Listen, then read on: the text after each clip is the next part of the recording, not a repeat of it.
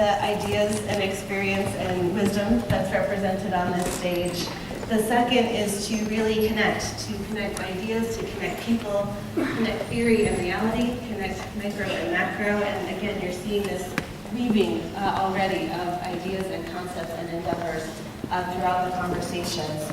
And then the third one, perhaps most importantly, is just that to extend the conversation itself. So we're going to spend the first half of our time giving each panelist a chance to introduce themselves and their work to you.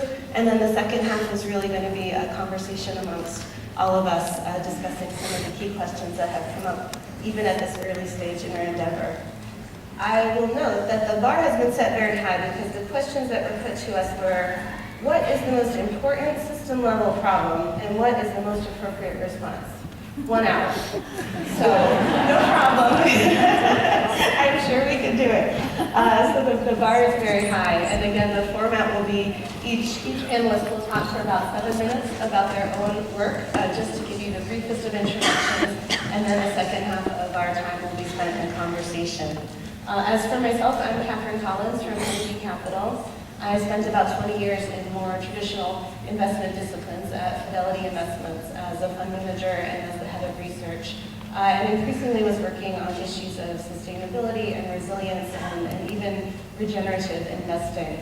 The last 5 years I've been out on my own, going to divinity school, traveling the world as a pilgrim, quite literally reconnecting with the earth, and founding my firm Honeybee Capital, which really starts with the premise that goes against one thing that Woody's fiduciary just said. The premise at Honeybee is that if something matters, by definition, it can't be exogenous. Duh. So really just a much more integrated look at investing, considering sort of mind, body, spirit, and all the factors that go into that, whether they fit on a spreadsheet or not. So again, I'm thrilled to be here, and to start us out is Les Jackson, who's going to give us an introduction to himself and his work. Thank you.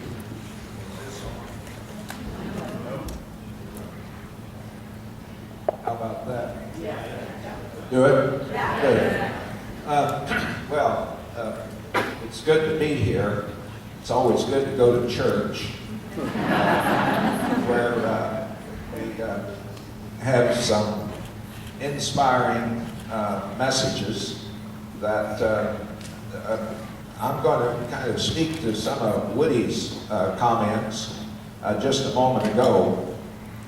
But there's one question I want you all to have in your minds, and that is, how do you keep money out of carbon trouble?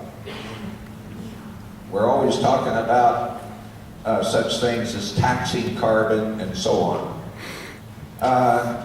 The second thing I want you to know is that I see both slow food and slow money to be placeholders in the development of the cultural capacity that's going to need to be widespread.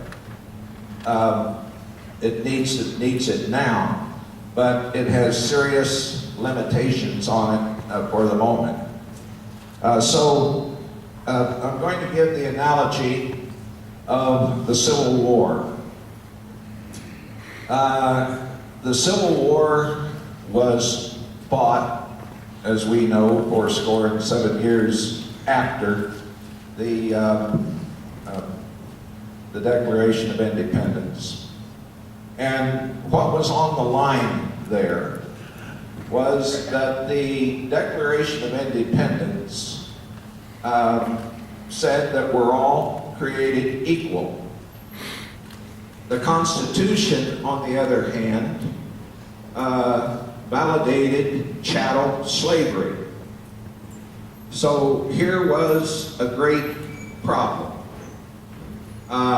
Here's the American that is living with the idea of the higher law of morality, and but slavery is legal. So here we were in the so-called land of the free, but we had chattel slavery. 650,000 died in that conflict. And both sides thought that they were living up to the spirit of the American Revolution. Now here we are with global warming, chemical contamination of the land and water. Here we are in a world of highly dense carbon, coal, oil, natural gas. And as long as they dominate, we're going to have fast money. But as I see it in our time, we have got to deal with this higher law of morality, which is to protect the ecosphere within which we evolved, and deal with the legality, the legal fact that it's all right to rip the tops off of mountains, that it's legal to do fracking, that it's legal to drill. So our problem is somewhat parallel to the problem of the Civil War era. And as I see it, just as there was virtue in the plantation South, where some people were freeing their slaves, it's somewhat analogous to the virtue that we have in our time of having slow food and slow money, but it is, as I see it, a placeholder so that once we get the political engagement sufficient enough that we're able to change corporate charters and make it illegal to rip the tops off mountains, make it illegal to do fracking, to make it illegal to build pipelines across our country. Until we do that, then the opportunity for the flourishing of the slow food, slow money is going to be limited.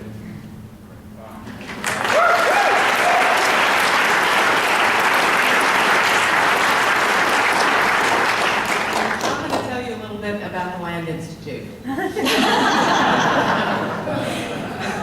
What Wes is supposed to do. Just did.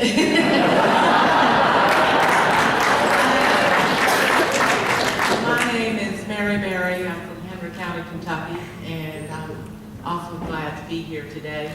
This is a beautiful place. I've been to Colorado once before in my life and never to Boulder, so this is delightful. I'm looking forward to going back outside in a little bit. Until about 3 years ago, I had lived and farmed in Henry County, Kentucky all of my adult life. I still live in Henry County, Kentucky. Farming for a living has never been easy, I don't think, but until about 10 years ago, our farm economy and the economy of the small towns in our state was supported by the tobacco program. The program ended 10 years ago, and the place I love most in the world has lost its culture, and the signs of our self-destruction are everywhere. A young person wrote to my father recently and said that he knew what would replace tobacco. It would be dope, and he didn't need growing it. We are in a cultural, agricultural, and environmental freefall. In the meantime, great things are happening in Louisville, our closest big city, we're about 40 miles northeast of Louisville. We have a mayor who referred to his first 4 years in office as 4 growing seasons. We have a public interest broker matching farmers with markets and markets with farmers. The school system is offering contracts to farmers. Because of the work of the public interest broker, my dear friend Sarah Fritchner, who is with me, and I think she's here to make sure that I don't embarrass my home state, institutions are looking for local food. Distributors who are supplying those institutions are reaching out to Sarah to find a supply of locally raised food. A demand study has just been done in the city of Louisville, and I was very glad to hear Woody say that numbers aren't reality, because I think the numbers are sort of fuzzy on this study. But it seems pretty true that the demand for local food in Louisville is 2.5 times what's coming into Louisville. And so, the urban demand for delicious, clean, locally raised food has meant the rural culture coming down. I was appointed to the Farm Service Agency Board 3 years ago, a federal appointment to a state board. For the first time in the agency's history, 2 small farm representatives were appointed to that board. I would love to tell you that we've made a big difference, but I can only tell you that I've learned a lot. This being my first hard look at huge USDA programs. At roughly the same time I was elected onto a small grassroots organization that has done some very good work in our state in its 25-year history. However, I was surprised and dismayed to find out that neither board had any idea at all what was really going on in counties like mine. The grassroots organization is all about very small entrepreneurial farming, and the USDA is only about industrial agriculture. That is to say that the FSA board knows nothing about the demand for local food. The grassroots organization doesn't know enough about what Fred Kirschman calls agriculture in the middle, or about what is left of farm culture in rural Kentucky. I went to my father and told him what I was seeing and what I thought needed to be worked on. He said, "It sounds like you're starting a center." And I said, "I guess I am." And so here I am. He also said, "You're working to institutionalize my work and it's got to be done." My family's ability to see the whole problem has, I believe, made their work essential. I expect some of you might be familiar with my father, Wendell Berry's work. I know what he seems to be. As he says, my grandfather's work was to put an economy on the ground in Kentucky, and his work was the essential work. My grandfather remembered his father coming home from the sale of his tobacco crop with, after paying the warehouse fees, nothing for a year's work. He remembered farmers leaving the warehouses with tears running down their faces after selling their crops. My grandfather wrote the producer's program. The program brought parity in the marketplace to thousands of Kentucky farmers, worked for 75 years, and is the reason we have 84,000 small farms in Kentucky today. It was a farm program that worked the way it was supposed to work. It was the economic undergirding for diversified farms and protected farmers in the land from overproduction. It was a price support, not a subsidy, and has been forgotten, I think, because of the stigma of tobacco. At the Berry Center, we are working on farmer education in 3 ways. We have in place a 4-year agricultural school in central Kentucky at a place called St. Catherine College. The curriculum is based on Wes's idea of education for homecoming.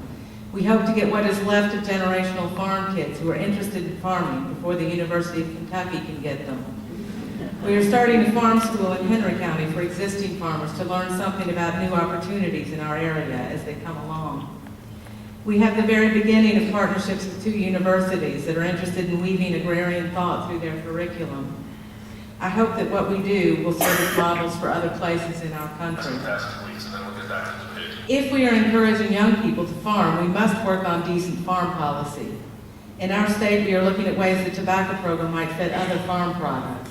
It is at least a model for any kind of farm program going forward.